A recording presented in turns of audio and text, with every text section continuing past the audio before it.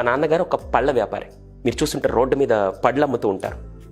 ఉదయం నుంచి సాయంత్రం దాకా ఒక ప్లేస్లో ఎండ వాన ఏం తెలియకుండా అక్కడ కూర్చొని, నేను చిన్నప్పుడు నాకు తెలిసి 7th క్లాస్ వరకు అదే వృత్తి ఆయన చేసింది. ఎండాకాలం ఎలా ఉండేదంటే, మా ఇంటికి వచ్చి పడుకుంటే మా నాన్న షర్ట్ తీస్తే మినిమం ఎండాకాలంలో 3 పౌడర్ డబ్బాలు అయిపోయాయి. వెనకాలంతా ఎండకి మండి చెమట గుల్లలు వస్తే అది తగ్గించడానికి రాత్రిపూట మా అమ్మ పడుకొని వెనక వీపు మీద ఆ పౌడర్ చల్లుతూ ఉండే. ఒకానొక సిచ్యువేషన్లో నేను 7th క్లాస్, నాకు బాగా గుర్తు. అప్పట్లో ఇలా డబుల్ బెడ్రూమ్లు, పిల్లలకు బెడ్రూము, మాస్టర్ బెడ్రూమ్ ఇలాంటి ఉండేది కాదు. మేమందరం ఒకే దగ్గర పడుకునేవాళ్ళం.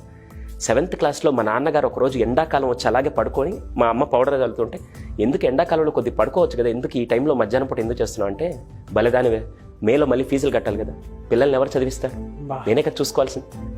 అప్పుడు ఆ తండ్రి ఒక మాట అన్నాడు. నాకు ఇప్పటికీ మా నాన్న మీద ఆ రెస్పెక్ట్ ఎందుకు పెరిగిందంటే, ఒక మాట అన్నాడు. నేను ఒకసారి వచ్చి చూసేసరికి నువ్వు పిల్లలు అందరు ప్రశాంతంగా పడుకో అన్నారు. ఒక తండ్రి ఎప్పుడైనా చూస్తే పిల్లలు భార్య ప్రశాంతంగా పడుకున్నారంటే మా నాన్న అక్కడున్నాడు, మా నాన్న చూసుకోగలుగుతాడన్న ధైర్యం ఆ పిల్లలకి, ఆ కుటుంబానికి ఉంది. కాబట్టి 8th క్లాస్ దాకా మా కుటుంబం కూడా అంతా బాగానే ఉంది. ఒక మధ్య తరగతి కంటే తక్కువ ఏదన్నా ఉంటే ఆ స్థితి నుంచి నేను వచ్చాను. 8th క్లాస్లో సాయంత్రం 7:30 వరకు మా నాన్న మాతో పాటే ఉండి, ఇప్పుడే వాకింగ్కి వెళ్ళొస్తానని చెప్పి, ఆ రోజు పళ్ళ వ్యాపారం చేయట్లేదు అప్పటికి, ఇప్పుడే వాకింగ్కి వెళ్ళొస్తానని చెప్పి బయటికి వెళ్ళి 8:30కి తన స్నేహితుడు వచ్చి, నాన్నగారి స్నేహితుడు వచ్చి, మీ నాన్నగారు హాస్పిటల్లో ఉన్నారు వెంటనే రండి అంటే, ఏంటో తెలియని సిచ్యువేషన్లో వెళ్తే ఒక తండ్రిని అలా చూస్తానని ఇప్పుడు అనుకోలేదు. ఇది ఫస్ట్ కేసు, సెకండ్ కేసు కూడా చెప్తాను. ఆ 2 రోజుల్లో జరిగిన ఇన్సిడెంట్స్ ఇవన్నీ. వెళ్ళేసరికి ఐసీయూ బెడ్ మీద, ఇప్పుడంటే మన స్టేట్లో ఐసీయూ అంటే మొత్తం గ్లాస్ రూమ్స్లో పెట్టి లోపలికి రానికుండా అలా ఉన్నారు.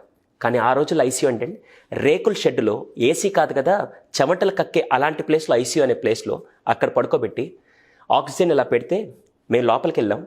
ఇప్పటిదాకా బాగానే, ఇప్పుడు ఆక్సిజన్ పెట్టారు ఏంటనే ఆ అర్థం చేసుకునే స్థాయి కూడా లేని ఒక 8వ క్లాస్ కుర్రాడు నేను. మా అన్న ఇంటర్ చదువుతున్నాను, నేను 8వ క్లాసు.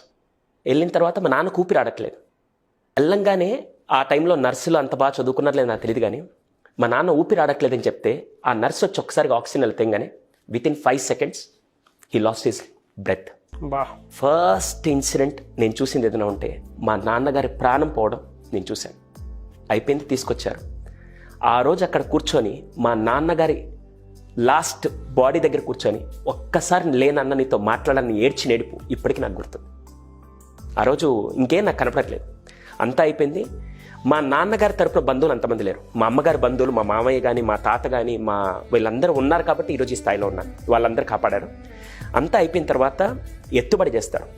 మా నాన్నగారి ఫ్రెండ్స్ ఎలా అంటే, స్వామి మాలేసుంటే దగ్గరికి కూడా రారు, కానీ స్వామి వాళ్ళ బ్రేక్ చేసి వచ్చారు.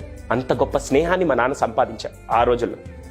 పాడ మీద ఇప్పుడంటే మనకి వెహికల్స్ అవన్నీ ఉన్నాయి, అప్పట్లో పాడ మీద ఎలా తీసుకెళ్ళాలో ఎవరికి తెలియదు. పాడ మీద తీసుకెళ్తూ ఉంటే మా ఇంటి నుంచి ఆ శ్మశానానికి వెళ్ళాలంటే దాదాపు ఒక 3 కిలోమీటర్లు ఉంటుంది. మోసుకొని వెళ్తున్నాం. మా నాన్నగారు నాలాంటి పర్సనాలిటీ. వెళ్తూ ఉంటే కరెక్ట్గా ఒక 1/2 కిలోమీటర్ అనగానే ఆ పాడెకి కట్టిన తాళ్ళు ఊడిపోయి అలాగే మా నాన్నగారు రోడ్డు మీద పడ్డారు. గంట సేపు నడి రోడ్డు మీద మా నాన్నగారు అలాగే ఉన్నారు. గంట సేపు ఏ కొడుకు చూడని దృశ్యం ఆ రోజు నేను చూశాను. గంట సేపు అలాగే ఉన్నారు. తర్వాత అప్పటికప్పుడు తాళ్ళు తీసుకొని వచ్చి మళ్ళీ గట్టి కట్టి, ఇంకా మాకు అప్పుడు ఇలాంటివి వెహికల్స్ ఏమీ లేవు, అలాగే కట్టి గంట సేపు నీ ప్రపంచం, నీ జీవితం, నీ నెక్స్ట్ వ్యక్తి ఎవరినైతే నువ్వు 2 రోజులు హీరోగా తీసుకున్నావు ఆ వ్యక్తి ఆ రోడ్డు మీద ఉంటే ఎలా ఉంటుంది? ఇంకా అసలు ఇప్పటికీ అది ఇట్స్ ఎ డిఫరెంట్ థింగ్. ఆ రోజు ఆ సిచ్యువేషన్ మాత్రం ఎవరికి రాకూడదు, ఏ కొడుకు అటువంటి సిచ్యువేషన్ రాకూడదని ఇప్పటికీ కోరుకుంటాను. దాని తర్వాత అలా తీసుకెళ్లారు. ఆ రోజు నుంచి ఇప్పటికీ ఎవరన్నా 10th క్లాస్లో కానీ, మీకు గుర్తు 10th క్లాస్లో కానీ, ఇంటర్ కానీ, కొత్త కాలేజ్ జాయిన్ అయితే తండ్రి పట్టుకొని తీసుకెళ్తుంటే ఈరోజు వాళ్ళని చూసినప్పుడల్లా ఐఎమ్ మిస్సింగ్ ఇట్. అది ఇప్పటికీ నాకు అది తెలుస్తుంది. అండ్ మోర్ ఓవర్ నాకు మా నాన్న నేర్పించిన క్వాలిటీస్ ఈరోజు ఈ స్థాయిలో ఉన్నాను. 2018లో నేను ఫస్ట్ అవార్డు గవర్నర్ గారి దగ్గర నుంచి, తమిళనాడు గవర్నర్ గారి దగ్గర నుంచి బెస్ట్ యూత్ ఎంపవర్మెంట్ అవార్డు తీసుకుంటున్నప్పుడు, అవార్డు తీసుకొని వచ్చినప్పుడు మా అమ్మ ఆనందపడుతుంది, మా అన్నయ్య వీళ్ళందరూ ఆనందపడుతున్నారు. అవార్డు ఇలా తీసి, నాన్న ఇది నేను చెప్పాలనుకున్న నా సక్సెస్. ఒక తండ్రి ఎప్పుడు ఏం కోరుకుంటాడంటే, నా కొడుకు ₹1,00,00,000 సంపాదించాలని కోరుకోడు. ఆ తండ్రి ఏం కోరుకుంటాడు తెలుసా? మా వాడు నేను అతని తండ్రిని అని చెప్పుకునే స్థాయికి ఎదగాలని ప్రతి తండ్రి కోరుకుంటాడు. ఆ రోజు మా నాన్నకి నేను అది ఇచ్చాను. ఇప్పటికీ నేనేదన్నా తప్పు చేస్తే ఎవ్వడికి నేను తలదించను. ఎక్కడ మా నాన్నగారి పేరు డౌన్ అవుతుందని చెప్పి ఇప్పటికీ భయపడుతూ పనిచేస్తాను. ఈరోజు ప్రతిరోజు అరే ఎవరితో షేర్ చేసుకుంటే బాగుంటుందంటే ఎస్ నేను మా వైఫ్తో షేర్ చేసుకుంటాను, మా మదర్తో షేర్ చేసుకుంటాను, కానీ you can't replace a dad in anyone's life. ఒక తండ్రిని మాత్రం మీరు ఎప్పుడు రీప్లేస్ చేయలేరు. అప్పటి నుంచి నేను ఒక రీసెర్చ్ చేశాను. నేను అనాథనయ్యాను, నాలాగా ఏ కుటుంబం అనాథ అవ్వకూడదని ఒక రీసెర్చ్ చేశాను. అది ఈరోజు చెప్తాను, దాని తర్వాత మన టాపిక్ స్టార్ట్ చేద్దాం. భారతదేశంలో గుండెపోట్లు ఎవరికి ఎక్కువ వస్తాయి? మగవాళ్ళకి ఆడవాళ్ళకి? మగవాళ్ళకి ఎక్కువ. మగవాళ్ళకి. ఎందుకు? బీపీ, కొలెస్ట్రాల్, షుగర్ వల్ల కాదు. దేని వల్ల తెలుసా? టెన్షన్స్ వల్ల. చిన్నప్పుడు మీరు చూడండి, మనకి ఏదైనా బాధ కలిగితే అమ్మ దగ్గర నాన్న దగ్గర ఏడ్చిన రోజులు ఉంటాయి. అమ్మకి బాధ కలిగితే నాన్న దగ్గర మన దగ్గర ఏడ్చిన రోజులు ఉంటాయి. కానీ భారతదేశంలో ఏదైనా తండ్రికి బాధ కలిగితే పిల్లల దగ్గర కానీ భార్య దగ్గర ఏడని చూసారు? You can't even see that. ఈరోజు ఆత్మహత్యలు అంటే ఉరేసుకోవడం, ట్రైన్ కింద పడడం కాదు, గుండెపోట్లు కూడా ఒక రకమైన ఆత్మహత్యలు నేను కనిపెట్టాను.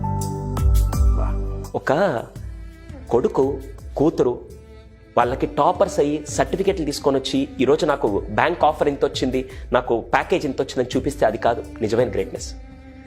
మీరు నిజంగా ఒక 10వ క్లాస్ చదువుతున్నారంటే ఆ 10వ క్లాస్ మిమ్మల్ని మాన్పించి రోడ్డు మీద కూలి పనులు చేసుకొని బతకమన్నా కూడా బతికే స్థాయి ఆ టైంకి వచ్చినట్టే కదా. ఆనెస్ట్గా మాట్లాడితే ఇప్పుడు ఏమి లేకపోయినా నేను బతకగలుగుతాను స్థాయి వచ్చింది కదా.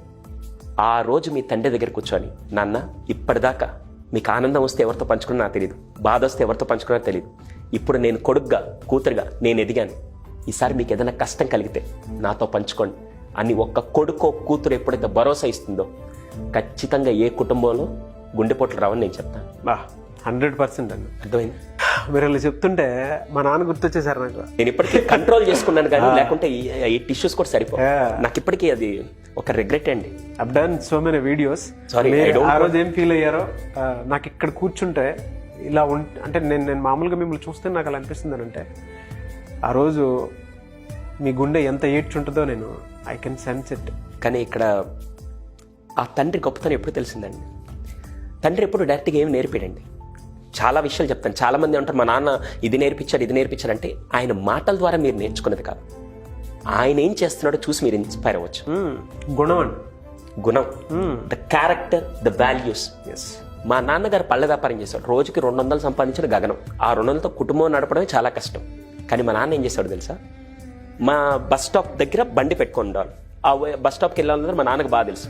ఎవరైనా ఒక పూట తినకుండా వాళ్ళు అక్కడ నిలబడి ఉంటే రా భోజనం చేసి వెళ్దు, ఎట్టెళ్తా ఊరికే అని చెప్పి దారిని పోయి ఎవరైనా సరే, లేదా ఒక ఆప్తుడు అన్నం పెట్టి పంపించాలి, శత్రువు వచ్చిన అన్నం పెట్టి పంపించాలని నాకు నేర్పించిన క్వాలిటీ ఎక్కడి నుంచి అంటే మా నాన్నగారు.